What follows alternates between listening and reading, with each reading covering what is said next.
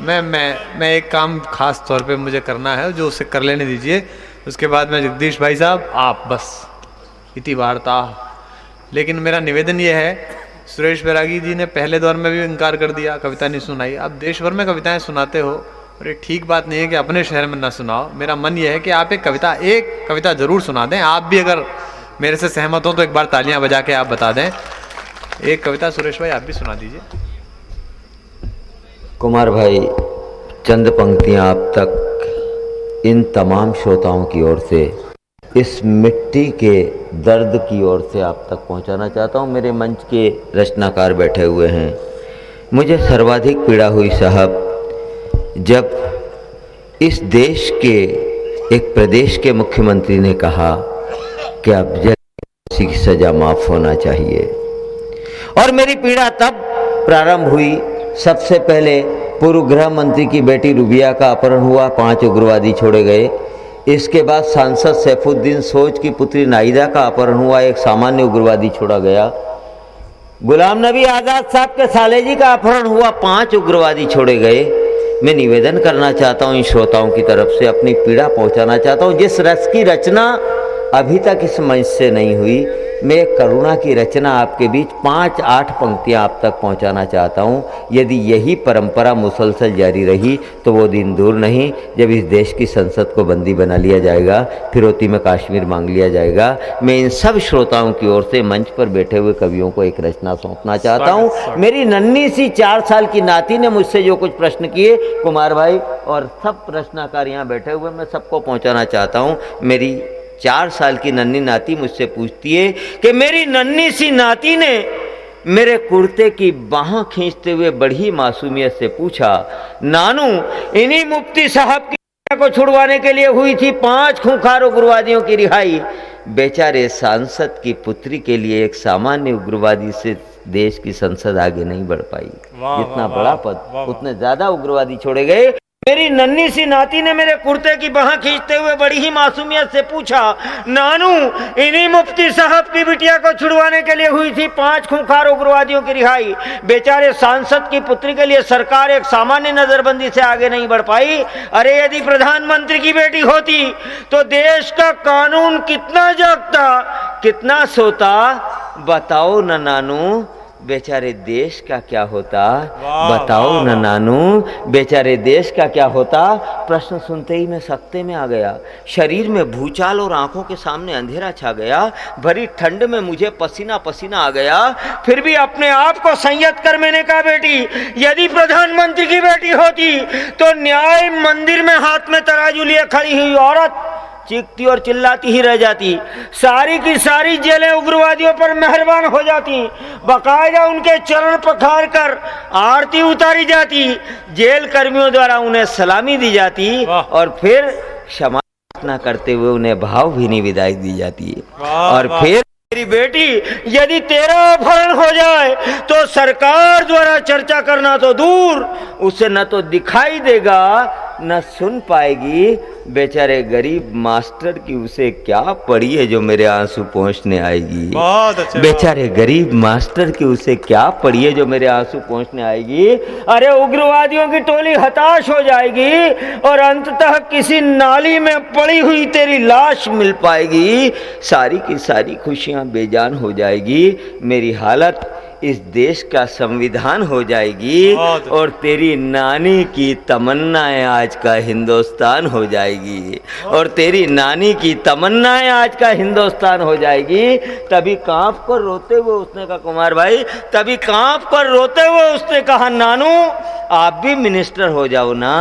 मैंने कहा, बेटी मिनिस्टर तो किसी विशिष्ट दल द्वारा दिया गया विशिष्ट प्रशिक्षण होता है। मास्टर मात्र एक संस्कारित आचरण होता है। आचरण और प्रशिक्षण में बहुत बड़ा फर्क होता है। किसी दल में रहकर प्राप्त किया गया प्रशिक्षण संस्कारगत आचरण नहीं होता है और मानवीय आचरण ऐसा प्रशिक्षण नहीं होता है।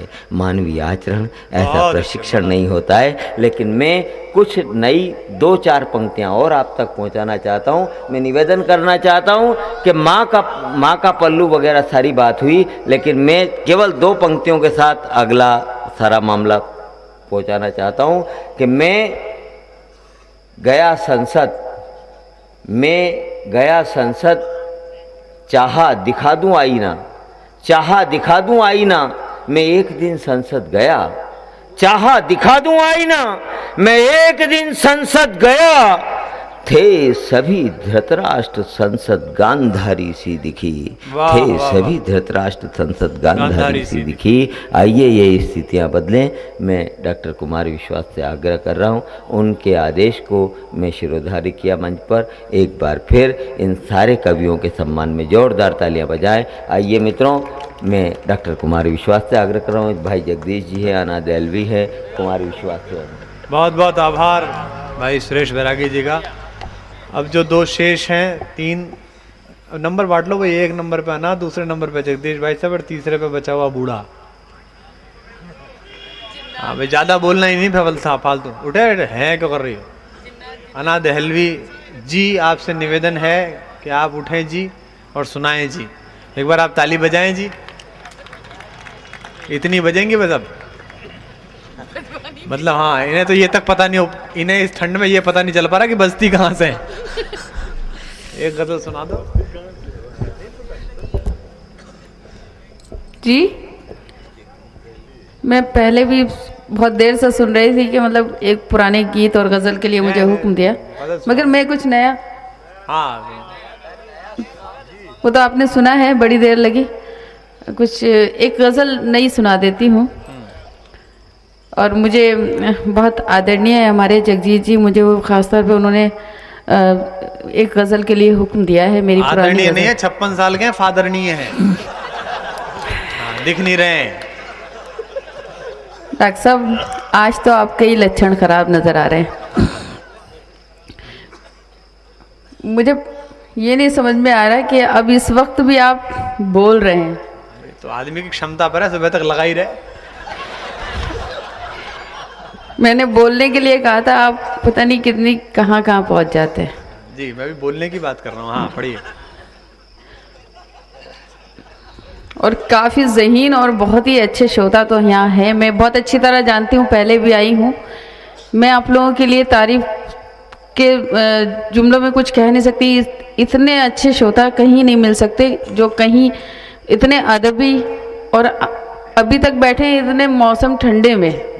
लोग तो कहते हैं कि मतलब जो है थक जाते हैं, थकने की तो दूर की बात है, मौसम इतना ठंडा है और आप यहाँ बैठे हैं। बहुत अच्छे, इसी चक्कर मैं कोशिश करती जी। पढ़िए गजल सुनाए डॉक्टर साहब। आप 4 पंक्तियाँ पहले ये सुन लें, फिर मैं पढ़ती हूँ, शायरी सुनाना चाहती हूँ। ज्यादा अच्छे हो तो नगर पालिका से LMC की जमीन अलॉट करा दें, यही बना लो एक कमरा। अपने लिए कह रहे हो या मेरे लिए? आपके लिए कह रहे हो। जब आपका आश्रम बन जाएगा तो खड़ंजी बजाने के लिए हम तो बैठ ही जाएंगे। आप सुन ले भाई, कनकेश्वरी देवी को 2-4 चमचे भी तो चाहिएंगे। अगर ऐसे चमचे 2-4 मिल जाए तो फिर क्या कहने।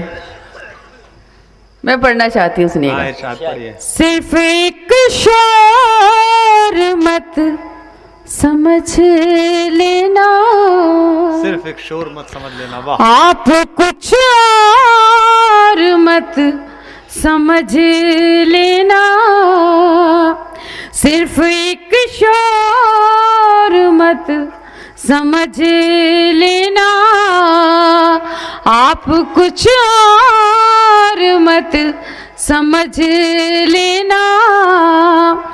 चूड़ियां हैं कलाई में, लेकिन चूड़ियां हैं कलाई में, लेकिन मुझको कमजोर मत समझ लेना। बहुत अच्छा, बहुत शुक्रिया। बहुत अच्छा। 4 पंक्तियां मैं आपको पहले जगाने के लिए पढ़ना चाहती हूँ। हाँ। आपका मन चाहती हूँ, सुनिएगा। कुमार विश्वास के लिए नहीं है, ये आपके लिए है। और पहेली के रूप में पढ़ी हूँ, बूझ दें तो समझ में आ जाएगा। सुनिएगा। इरशाद पढ़िए। मेरी तस्वीर अपने पर्स में रखता है वो लड़का, वाह। सफर में साथ रहता है वो अक्सर आहें भरता है, सफर में साथ रहता है वो अक्सर आहें भरता है। मुझे मजनू के और लैला के वो किस्से सुनाता है, मुझे मजनू के और लैला के वो किसे सुनाता है, मगर खुलकर नहीं कहता कि मुझसे प्यार करता है, मगर खुलकर नहीं कहता कि मुझसे प्यार करता है। मंदबुद्धि बालक।